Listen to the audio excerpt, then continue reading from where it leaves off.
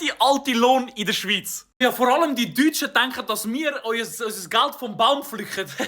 Was? Du verdienst 5000 brutto? Wow! Miete 2000, dort noch irgendwie irgendetwas minus. Dann noch ein bisschen für die Steuern etwas weglegen und schon wieder ist dein ganze Geld weg.